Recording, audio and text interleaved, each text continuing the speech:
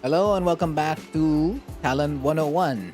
This time, let's talk about movement. Yeah, you have your generic movement, right? Your ABDs, your crouch dashes, your forward dashes, your running, and then side steps, right? Side steps into ducks, side walks into blocks, stuff like that.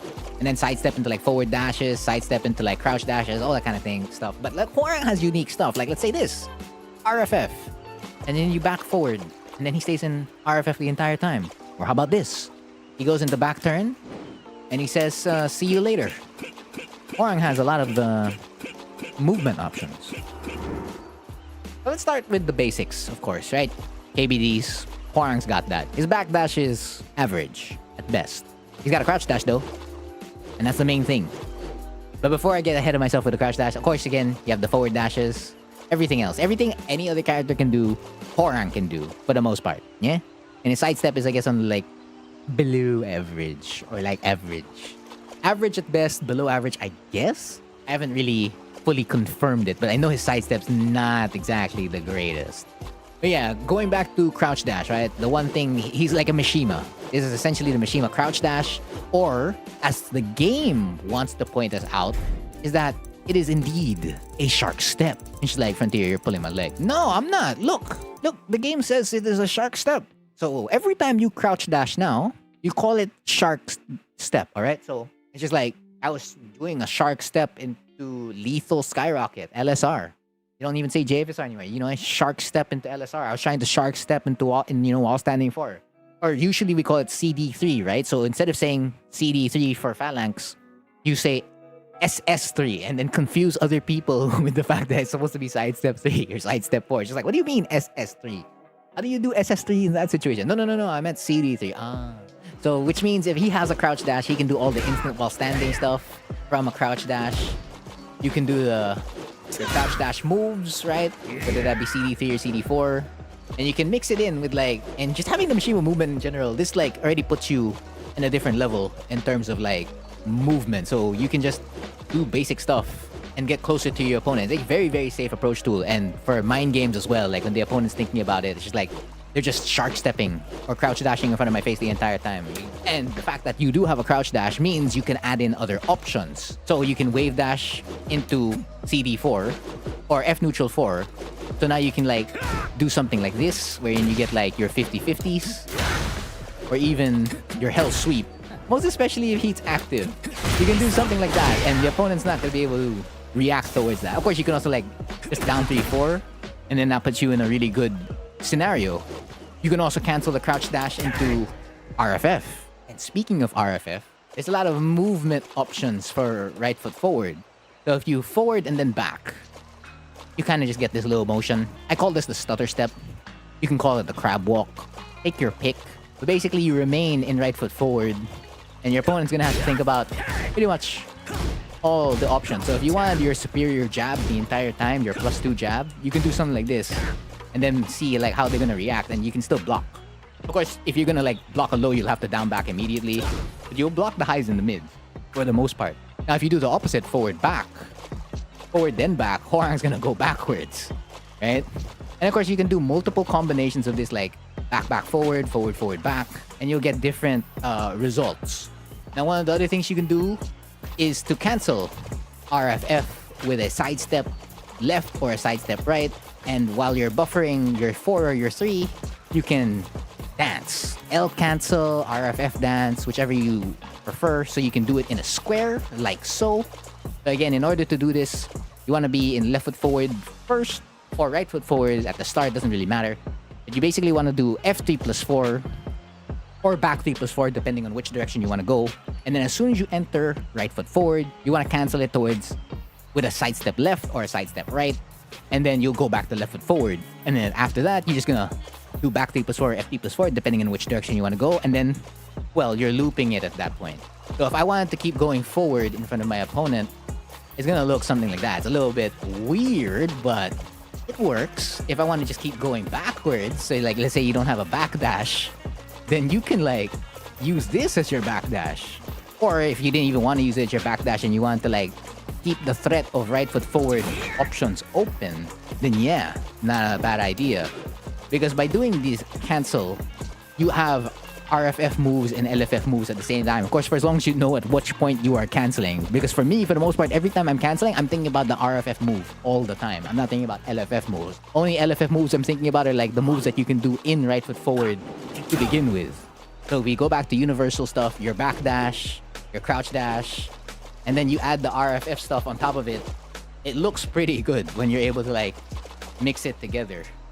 So you can have access to your LFF options right away. You can now get access to your RFF options. You can approach while in RFF and then suddenly turn it into like crouch dashes into LFF, then back into RFF, or that's crouch dash into like forward 3, right? Or crouch dash into right flamingo. And speaking of the two flamingos, you can remain in flamingo for as long as you hold forward, back, up, or down. For that's both left flamingo and right flamingo. So you can have like flamingo side steps, flamingo back dashes, flamingo forward dashes, but mainly flamingo side steps. Because if you add a side step plus forward 3, that is a bigger side step for Hwoarang. Of course, it won't beat back 1, but if you add that plus back 1, man, you're avoiding so many things. So keep it in the bag if you want to like avoid stuff. But if you're getting clipped at your side step and forward 3 before the back 1, then just back 1 straight up, because back 1's evasiveness is top tier when it comes to side step, right? But you can also do the same for right flamingo. It's just that it's tougher to like sidestep left and then F neutral for right after. I have barely seen any other Hwoarangs really do this. Even myself, I don't really utilize it as much. Probably only thrown it out once in a blue moon. But if you practice this, then you'll be able to get access to the same amount of things you were doing with LFS. It's just that you don't have an evasive move like LFS back 1. But you can do the power crush right away or your I8 high right away to prevent your opponent from, I guess, pressing a button. The main cancel you have, or main movement you have from left flamingo is DF3 forward. And this allows you to have a safe armored approach while in flamingo. So your opponent has to like think about it. And you can add it on like anything. So let's say you do it on CD3, armor cancel. Now you're in front of their face again. LFS forward 3, armored cancel. Alright, 1, 2, 3, armored cancel. So it's pretty handy depending on like which situation you're at and how you want to like continue pressure against your opponent with movement. Now RFS, right flamingo, has the same stuff. That's RFS up 4 forward. Now yes, does this move low crush? It does, but it only low crushes when you're at an advantage. So if I ask Hwoarang here, let's say do a down jab, and I'm gonna do 2-4 on block. Yeah, you see that? You see how long it takes him to like even jump compared to, let's say, flying eagle. That would low crush, right? Including air blade, RFS up forward 4, even RFS up forward 3. So it low crushes, yeah, but it doesn't low crush fast enough. So it's like, okay, when does it low crush? It low crushes when you're like plus 14. You see that? You successfully avoid the down jab. But just like, why do that when I could just do a move, right? Fair point. However, if you wanted to continue mixing them up and you didn't want to press a button while continuously low crushing, I mean, you can consider it. And then now you have a different situation on your hands. So this one you'll have to like lab out completely, because I guess the CPU isn't going to be helping you here on like whether or not they can interrupt or not. So you'll have to set the opposing Hwoarang to do that. And then you're now the defender and you try to beat a specific sequence. You know what? I'm going to check it out right now. So like, what button is an opposing Hwoarang allowed to do? Oh, I'm not allowed to mash while standing for it. I'm not allowed to mash while standing for it. That's crazy. Can't mash while standing 1. If I get hit again and I down jab, oh, we got down jab correctly. Pop, pop. And I down jab again. Okay, so you're still in an advantage. So if you wanted that kind of scenario, why not? Because if you do use one of the RFS low crushes, you're locked to whatever they give you. And usually that's knockdowns or launches. But if you didn't want to like commit to one of them, it's something you can do on hit. And I found a lot of mileage out of this cancel. Typically when you're fishing for a counter hit in right foot forward. So like if this is the fish sequence, when you're trying to get a counter hit on RFF DF+4, basically you loop back to an RFS 2 and then do RFF DF+4, right? So you do RFF DF+4, then you cancel and then like go for it again. That's when I've seen like the most use for the move to like make the opponent think. So now you can add all of it together and it gets crazy. It 100% gets crazy on like how many movement options you can add to Hwoarang's offense. And that's not all. You still have Backturn. So you can manually enter Backturn by pressing 1+2. This is disrespect. And at that point, you go into Backturn right foot forward. But your moves are universal for the most part, so it wouldn't really matter if you're in Backturn right foot forward or Backturn left foot forward. And you can, of course, cancel. You can just press forward to go back into right foot forward. Or you can down back. And you'll move away from your opponent by like a lot. So if you want to kind of be like Ling Xiaoyu, you want to be like Yoshimitsu, wherein they trying to like retreat doing this stuff, you can do it too. Do Hwoarang players typically do this? They do not. However, feel free to experiment if you want to like retreat in certain situations this way.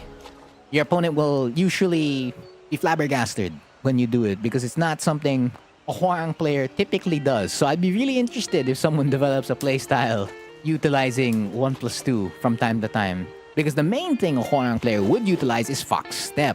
Now, there are quick ways to enter Foxstep. The first one is through disrespect. So when you press 1+2, you want to be pressing after you do 1+2. So as Hwoarang brings his arms over to the other side, you want to press DF2+3 right away. And then that allows you to do the classic stuff you've always seen on your Twitter timeline and I guess YouTube videos where Hwoarang is just in Backturn doing Flamingo things, really. Another way is to do up-back first. So you do up-back, and you see as you do up-back, Hwoarang crouches. So when you do get that crouch, you can now do up forward 3+4. And then you can hold up forward 3+4 forward, and now you're Fox-stepping again. And then you can mix that again with all the other stuff. So that's two ways to enter it. That's from, again, disrespect. The main way, which most players have always been doing, because the last two are Tekken 8 editions, is to do it off the 3+4 cancel. So you do 3+4, 1+2, 3+4. So you have to be in left foot forward first, again, right foot forward, back turn, left foot forward, and then back turn, right foot forward.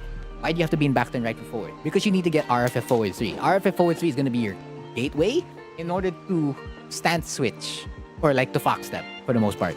So if you do it really quickly, then you get the same stuff again, and you can do everything.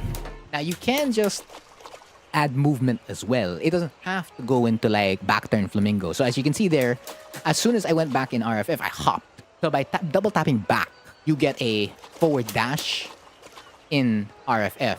And what's handy about this is that if you get something like running 4 on block, you can stance cancel, again, go to right foot forward, and then double tap back. And then now you can add more to like your throw mix-ups. Because right, they're gonna be thinking about your throws or your plasma blades right away.